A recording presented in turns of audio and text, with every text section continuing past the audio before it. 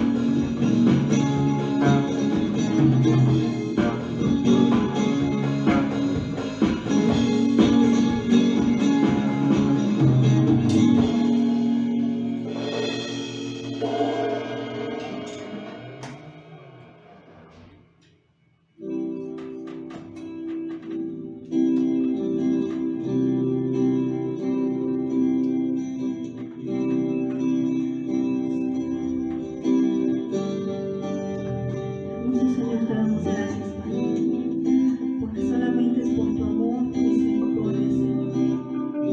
Podemos estar contigo, Señor. Gracias, Padre. Gracias por lo bueno, Señor, que eres con nosotros, por guardarnos, Señor, hasta estos momentos. Bendito eres, Señor Jesucristo.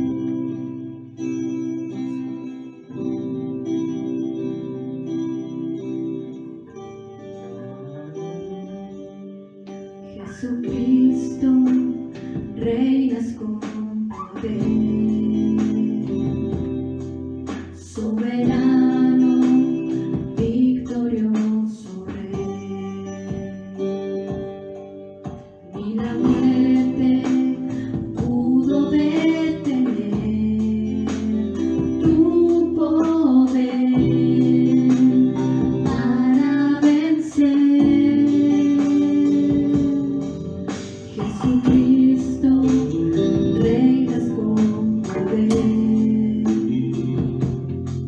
soberano, victorioso Rey. Ni la muerte pudo detener tu poder para vencer. Dios de lo imposible, te adoramos, eres invencible, soberano, tuya es toda la gloria, tuyo es todo el honor. Jesucristo,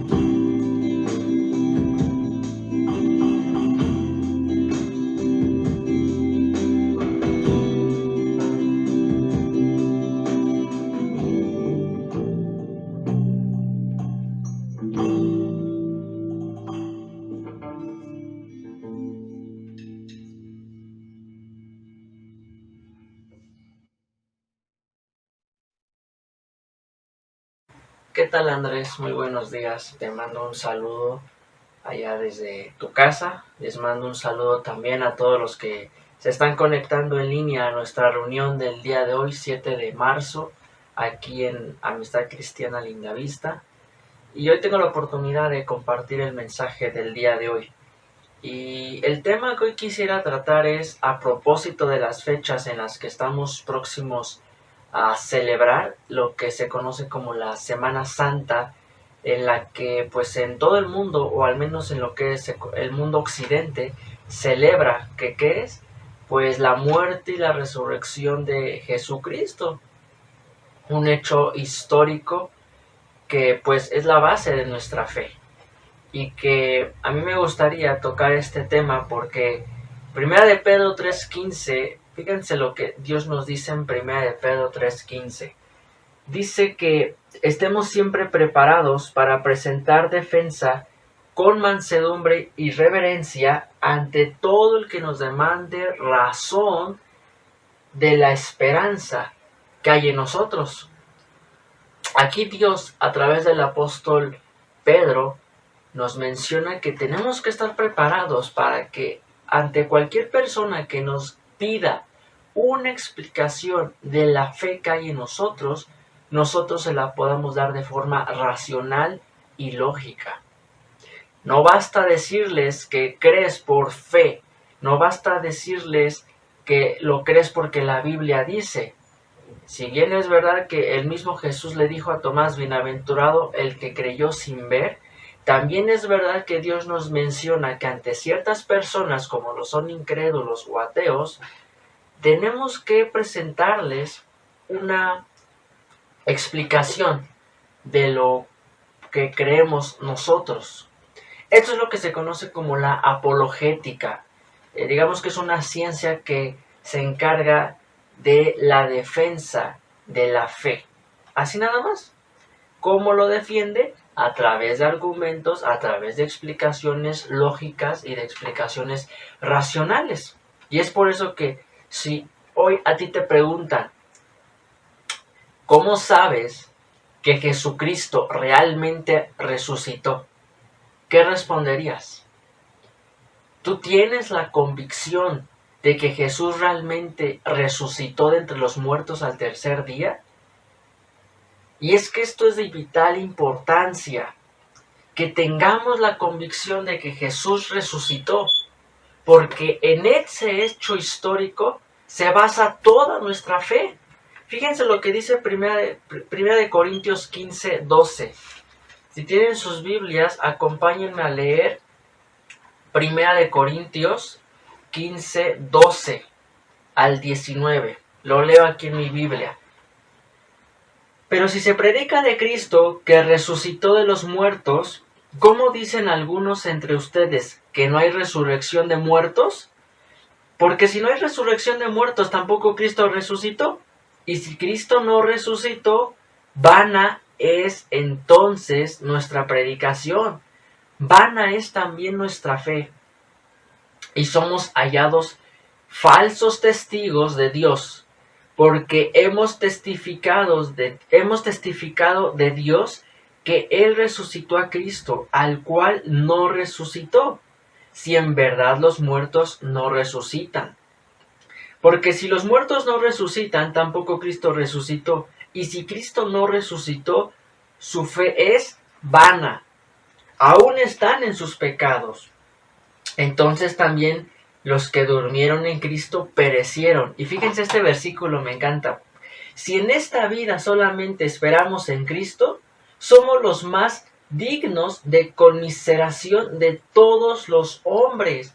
Es decir, somos los más desdichados, los más miserables, si solamente estamos aferrados a una mentira, como lo es el que Cristo resucitó. Esto es lo que Pablo está diciendo en caso de que si Jesús no resucitó, en vano estoy yo aquí predicándoles. Si Jesús no resucitó, en vano tú me estás escuchando el día de hoy.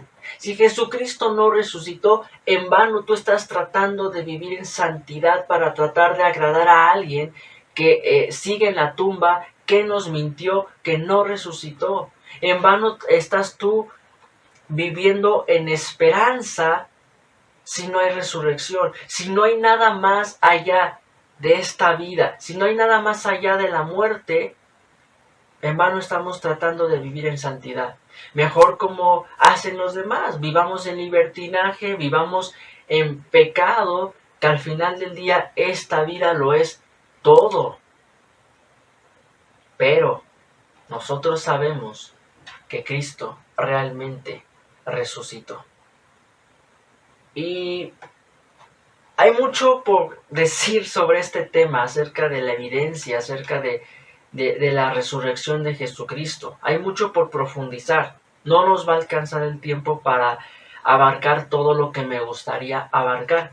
Lo único que puedo decirles primeramente es que hay tanto evidencia interna como evidencia externa de este hecho histórico. La evidencia interna, pues, es lo que está en la Biblia.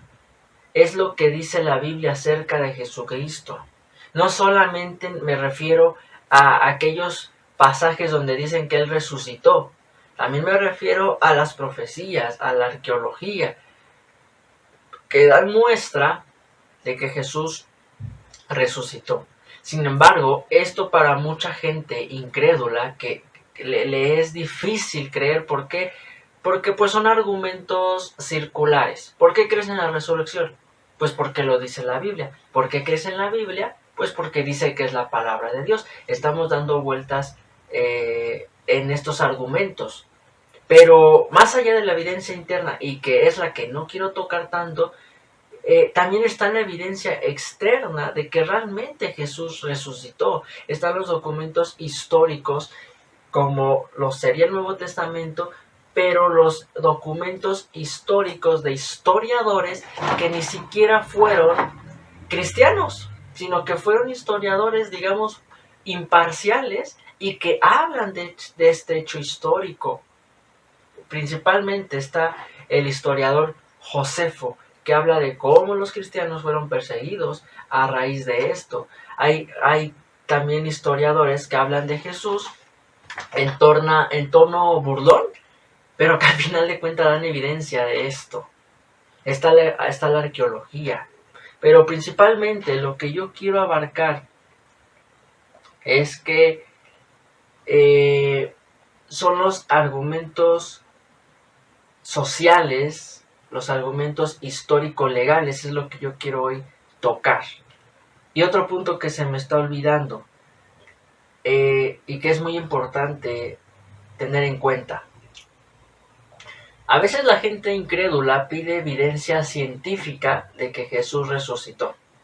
A veces la gente te pide, sí, pero a ver, demuéstrame científicamente que Jesús resucitó.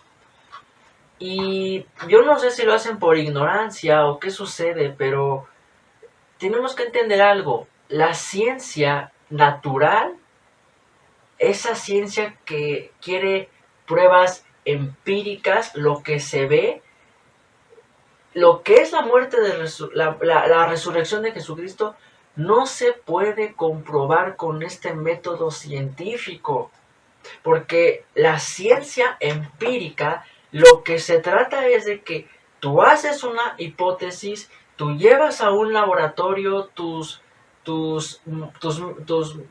objetos de experimento, le haces observaciones, lo repites una y otra vez hasta que saques tus conclusiones, y de esta manera demuestres si tu hipótesis de un principio era real, era verdadera.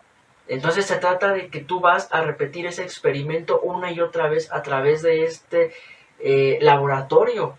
Pero a través del laboratorio tú no puedes meter a Jesucristo.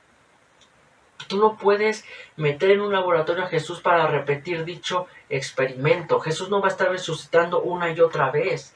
A través de la ciencia empírica tú no vas a crear la tierra una y otra vez. A través de este método tú no compruebas, para que nos quede más claro, tú no compruebas a través del método empírico que Hitler existió e hizo todo lo que hizo en el régimen nazi allá por los años 40. No lo puedes repetir. Sin embargo, es un hecho que todos lo tomamos como cierto, como algo que sucedió, ¿verdad? Bueno, a través del método empírico, tampoco tú puedes meter a Messi, por ejemplo, y decir que Messi hace 3 semanas metió 3 goles en un partido. No lo vas a comprobar con este método científico de meterlo a un laboratorio.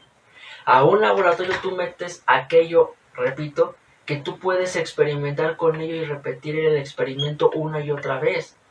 Por ejemplo, un jabón. Si tú dices que un jabón flota a través del agua, pues tú vas a meter un recipiente, al jabón en un recipiente, y vas a comprobar si eso es o no verdad. Eso lo puedes hacer, pero repito, meter a Jesucristo en un laboratorio para comprobar que resucitó es imposible. Tú no lo puedes comprobar así. Tú no puedes comprobar que Hitler hizo lo que hizo a través de este método. Tú no puedes comprobar, por ejemplo,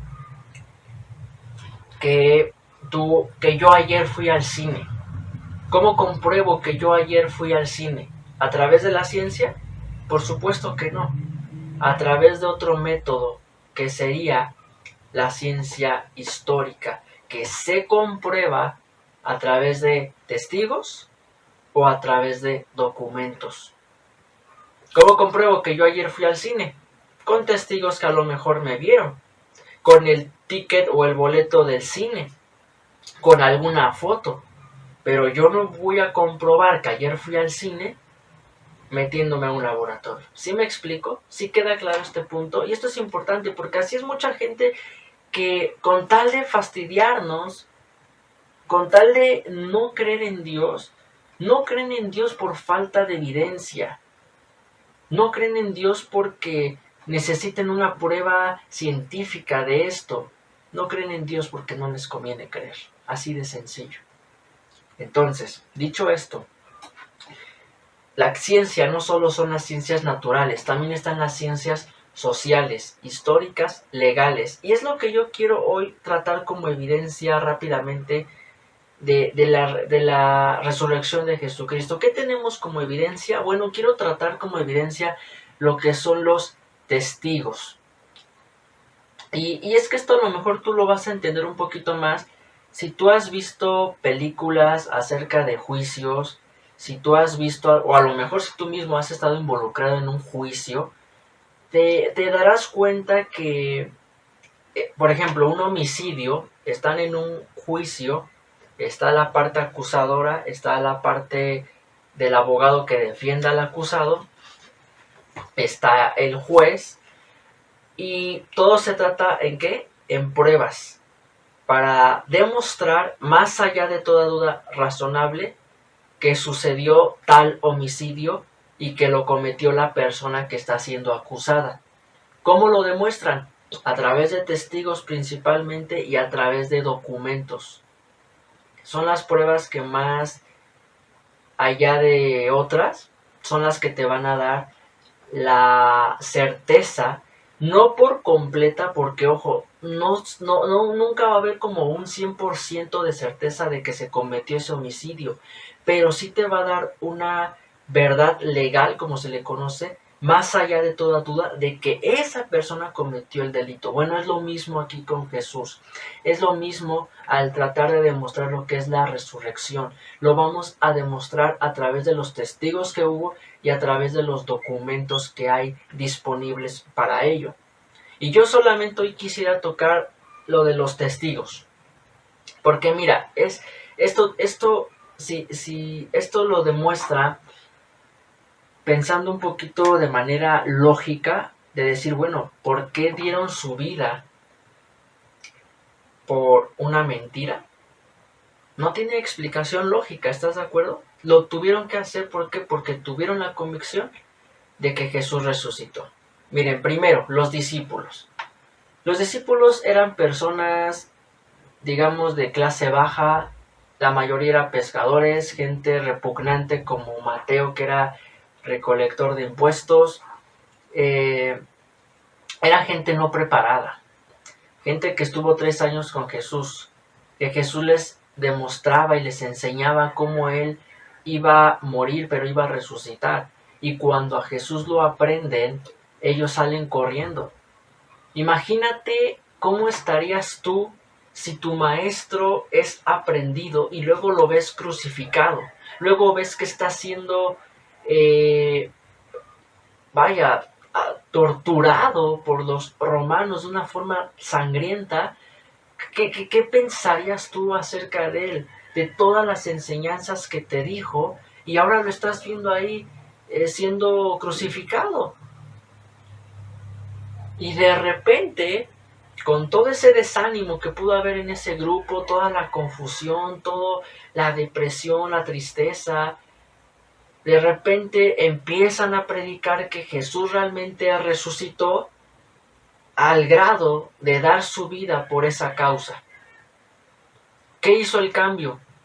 Que realmente vieron y realmente Jesús se les apareció cuando Él resucitó al tercer día.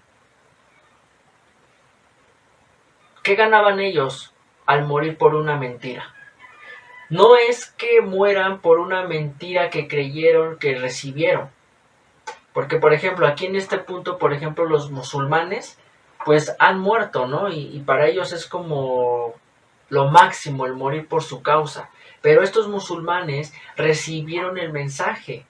Ellos no lo vieron, ellos recibieron el mensaje de que supuestamente Alá se le apareció a Mahoma. Pero la diferencia con los discípulos es que ellos no recibieron ningún mensaje. Ellos escribieron el mensaje a través de la Biblia, a través de los evangelios.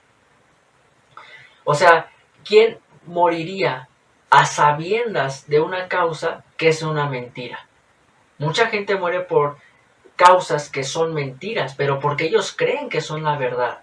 Pero aquí los discípulos mueren por una causa que ellos mismos saben que es mentira. O sea, ¿cómo van a predicar de Jesucristo, de que resucitó, si no lo vieron? ¿Quién lo haría? A la primera tortura que hubieran experimentado hubieran dicho, sí, ¿saben qué? Lo estamos inventando, Jesús no resucitó. ¿Por qué hasta el final aguantaron? Porque vieron a Jesús vivo. Y aquí no cabe el argumento que muchos dicen, es que ellos hicieron un complot y se robaron el cuerpo. A ver, estamos hablando de gente baja, de gente, ya les dije, gente que estaba en una confusión tremenda en su mente de decir cómo es posible que Jesús murió con todo lo que nos había dicho. ¿Ustedes creen que así ellos iban a ir a robarse un cuerpo que estaba siendo protegido por varios o una centenar de militares del ejército, de soldados del ejército romano? Era gente preparada para ello y por eso estaban ahí. ¿Ustedes creen que esos soldados iban a exponer a que se les robara el cuerpo? Los iban a matar. ¿Cómo iban a mover una piedra los discípulos para robarse el cuerpo? Si pensamos con la cabeza fría y lógica, diríamos que esto es irracional y que lo lógico con los discípulos es de que realmente predicaron con tanta convicción al grado de dar su vida porque vieron a Jesús resucitado.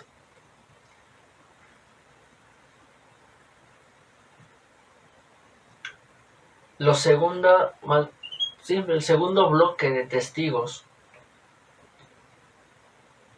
son los muchos testigos de los que habla Pablo.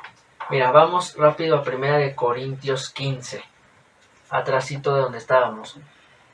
1 Corintios 15, 3 menciona, porque primeramente les he enseñado lo que asimismo recibí, está hablando Pablo, que Cristo murió por nuestros pecados conforme a las Escrituras y que fue sepultado y que resucitó al tercer día conforme a las Escrituras.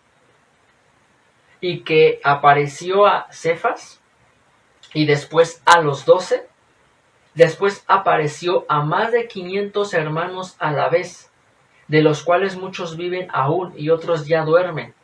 Después apareció a Jacobo, después a todos los apóstoles y al último de todos, como a un abortivo, me apareció a mí. Fíjense, aquí Pablo está exponiendo que no solamente Jesús se le apareció a él y a los discípulos, sino a una cantidad de testigos también. Y este es el segundo grupo de los muchos testigos que dan evidencia de que Jesús resucitó. Primeramente, Pablo, al escribir esto, menciona algo muy importante. Dice, algunos ya duermen, es decir, algunos ya murieron, pero muchos otros viven. Y esto es importante, ¿por qué? Porque esos muchos que viven, fácilmente a Pablo le hubieran dicho, estás mintiendo. Nosotros no hemos visto nada. Y sin embargo, Pablo lo escribe a la par de los testigos que viven, porque estos testigos van a confirmar lo que Pablo está diciendo. No sería lo mismo, no tendría el mismo peso legal si Pablo escribe esto y no hay nadie como testigo que lo confirme. ¿Por qué? Porque es el dicho de una sola persona. Sin embargo, hay muchos testigos que no solamente lo vieron, sino que también estuvieron dispuestos a cambiar toda su cultura, todas sus convicciones del judaísmo que traían, y al grado de también ellos morir por la causa de un carpintero que dijo ser el Mesías. Para que esto quede en contexto, estos testigos eran judíos. Y recordemos quiénes eran los judíos. A los judíos Dios les encomendó que a través de ellos se iba a exponer su palabra y que ellos tenían la obligación de transmitírsela a su descendencia y a su descendencia y así a sus generaciones. Tenían que preservar dicho mandato, dichos mandamientos. Y ellos tenían una rigurosa disciplina para cumplir con esto. Lo increíble de los judíos es que a pesar de que fueron cautivos por los sirios, por los egipcios, por los persas, por los griegos, por los romanos, siempre mantuvieron su cultura, siempre mantuvieron su identidad, siempre creyeron en Jehová, Dios uno es. Hoy en día eso se mantiene en los judíos. Hoy en día ya no sabes de babilonios, ya no sabes de los heteos, de los jebuseos, de los cananitas, de los mismos griegos y romanos. A pesar de que mantienen su nombre, ya no tienen la cultura politeísta que antes tenían. Sin embargo, los judíos mantienen su idioma, mantienen sus costumbres, mantienen su religión, el judaísmo. Y de repente, en ese contexto, imagínense, cambian todo eso por la enseñanza de un carpintero que dijo resucitar. ¿Cómo cambiaron todo eso? Principalmente había 5, cinco enseñanzas básicas de los judíos en esos tiempos, que con Jesús vino a revolucionar todo. Imagínate, ¿cuál era lo primero? Ellos tenían bien arraigado que cada año tenían que sacrificar animales para expiar sus pecados. Y de repente con Jesús se les enseña que ya no tienen que hacer eso, porque Él es el Cordero inmolado. ¿Cuál es el riesgo de todo eso? De que si dejan de hacerlo, pues seguirían en sus pecados y lo que les esperaría es el infierno. ¿Tú te arriesgarías? Tienes una convicción que se te ha enseñado de generación en generación y de repente empiezas a cambiar todo eso por un carpintero. ¿Por qué lo harías? Porque lo viste resucitado. Ellos tenían arraigado lo que es guardar el sábado, guardar el Shabbat, y con Jesús ya no había que hacer eso. ¿Tú te arriesgarías? Ese es un mandamiento sagrado para los judíos. ¿Lo cambiarías por una mentira? Ellos tenían arraigado la estricta observancia de la ley, y ante cualquier error, incumplías la ley, estabas en pecados, te ibas al infierno. Y de repente se empieza a predicar lo de la gracia, de que somos salvos por gracia sin tener que cumplir la ley. ¿Cambiarías eso? A ellos se les enseñó que vendría un Mesías poderoso, que iba a gobernar, que iba a acabar con sus enemigos. Y de repente, pues ven a un Mesías que se proclama Mesías y está siendo crucificado por sus enemigos. No tenía sentido. Y lo más importante, ellos creían en un solo Dios. Ellos eran moniteístas, perdón. Ellos eran moniteístas. A diferencia de todos los demás que eran politeístas, creían en muchos dioses, ellos solamente creían en Jehová. Oye Israel, Jehová nuestro Dios, uno es. Y de repente se predica a un solo Dios, pero creado por el Padre, el Hijo y el Espíritu Santo. Eso era una aberración para los judíos. Eso era peor que creer en muchos dioses, que ser politeístas, porque podrían decir, bueno, sigo creyendo en Jehová tal cual es, pero también creo en otros dioses. Eso era malo, pero vaya, era más aceptable eso que decir, sigo creyendo en el mismo Dios, en Jehová, pero sé que ahora Él es Hijo, Padre y Espíritu Santo. Para los judíos tradicionalistas, conservadores, eso era una ofensa, una blasfemia total. Y cambiaron todo eso por un carpintero. ¿Por qué lo hicieron? Porque realmente lo vieron resucitado. Y también tuvieron la convicción de decir, Él resucitó, Él venció la muerte. Es válido creer en todo lo que nos había dicho. Por eso tuvieron la convicción de arriesgar todo y dejar todo porque lo vieron resucitado. Y finalmente, les digo, hay mucho que abarcar, pero solamente quería enfocarme a lo de los testigos. Métete un poquito a lo mejor más para hablar sobre el tema y las evidencias de la resurrección, pero ahorita solamente quiero abarcar lo de los testigos, porque es una prueba, repito, muy certera, más allá de toda duda razonable, de que Jesús realmente resucitó. Y el testigo que más me gusta de todo esto, ¿quién es? Pablo. ¿Por qué? Porque Pablo, antes de ser Pablo, era Saulo, que perseguía a los cristianos. Era un fariseo orgulloso, con una convicción, un conocimiento tremendo, y que él mataba a los cristianos, él mataba a los que seguían a Jesucristo. Y de repente Jesús mismo se le apareció a Pablo, y Pablo se vuelve al cristianismo, se vuelve a Jesús, lo predica con una convicción tremenda, es el que escribe casi todo el Nuevo Testamento, es el que más sufrió persecución, naufragios, hambre, desnudez, torturas, humillaciones. Tantas cosas pasó Pablo por causa del Evangelio, hasta el grado de que pues murió por esa causa. Al grado de él decir, para mí el vivir es Cristo y el morir es ganancia. ¿Cómo es posible que una persona como Pablo, que los perseguía, los mataba, ahora él está siendo muerto por la causa? ¿Qué hubo en Pablo para hacer este cambio? Que realmente vio a Jesús resucitado. No hay más. Aquí no cabe el argumento de hoy en día de decir, es que Pablo lo hizo por conveniencia. La pregunta es, ¿qué ganaba? ¿Qué ganaba si Pablo ya tenía todo? Tenía dinero, tenía popularidad, tenía conocimiento, tenía fama, tenía bienes, tenía todo.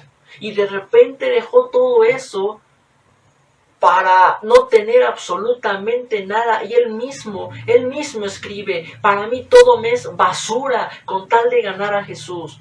¿Por qué tuvo esa convicción? Porque vio a Jesús resucitado. No es como hoy en día de que muchos predican por dinero, por fama, por reconocimiento, para ser vistos. Hoy en día a lo mejor ganas algo al hablar del Evangelio, pero en esos tiempos no. Pablo no ganaba nada, Pablo ya tenía todo, perdió todo por la causa de Jesucristo. ¿Por qué tuvo esta convicción Pablo? Porque realmente Pablo vio a Jesús resucitado. Él es el ejemplo más claro de que Jesús realmente resucitó. ¿Qué loco haría eso? ¿Por qué haría eso? ¿Por qué haría eso Pablo? ¿Tú lo harías? ¿Morir así por una mentira?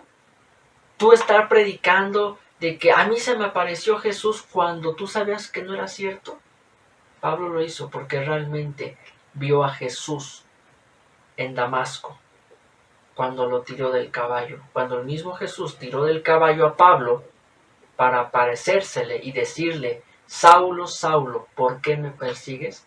Y de ahí Dios le dio la instrucción a Pablo de decir: este me va a ser instrumento mío y va a padecer por la causa.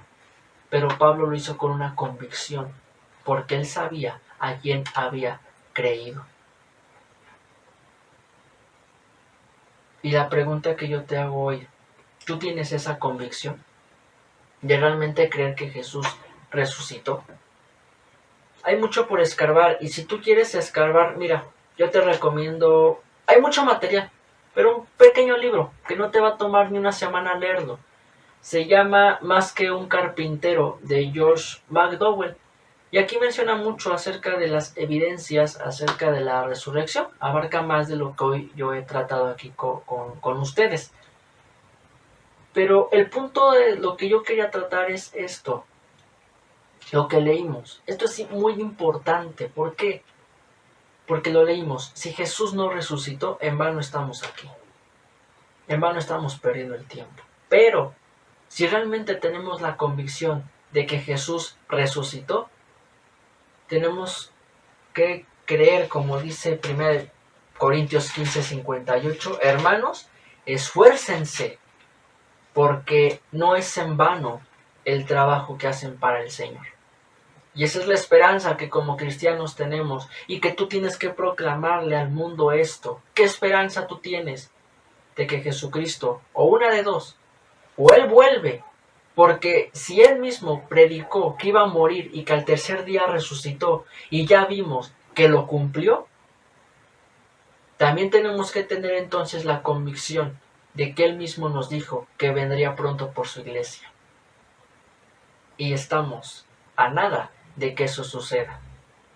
Pero si eso no sucede primero, la otra opción es de que el Señor te llame y tengas tú la convicción de que el día que te llame, tú lo verás cara a cara. No por tus buenas obras, sino porque has creído que Jesús resucitó al tercer día y que murió por tus pecados. Pero así como crees eso, se tiene que ver reflejado en una vida de santidad. No una vida de perfección, no una vida en la que no vuelves a pecar más, una vida de santificación, que significa estar apartado del mundo. Una vida que implica rendición para que Dios haga su obra, porque eso es lo que Él dice: Él los va a perfeccionar hasta el día de su venida. Esa es nuestra convicción, y eso es lo que nos tiene que dar la paz, la tranquilidad de que este mundo se puede estar cayendo. Lo estamos viendo con esto del COVID, ya vamos para un año, las cosas van a empeorar económicamente, socialmente, moralmente, políticamente. Todo eso tiene que pasar. ¿Para qué? Para que Él, que prometió volver, vuelva, no como cordero, no como la primera vez, sino como león de Judá, que vendrá a sojuzgar a las naciones con vara de hierro, y nosotros atrás de Él para establecer lo que será el reino milenario. Eso nos tiene que emocionar, eso nos tiene que dar esa seguridad de saber que lo que está aquí no son fábulas, no son mentiras, es un libro sagrado, sí, pero es un documento histórico que contiene la verdad de Dios, y que tiene esto más evidencia que cualquier cosa que tú me digas. Pero no vamos a creer solamente por la evidencia, sino la misma palabra dice que la fe viene por el oír, y el oír por la palabra de Dios. Y para que tu fe crezca, tu comunión con Dios tiene que estar fortalecida el día a día, para que de esa forma tú compruebes que los caminos de Dios para el mundo son perfectos, y para tu vida son buenos, agradables y perfectos, su buena voluntad para ti. Que Dios te bendiga.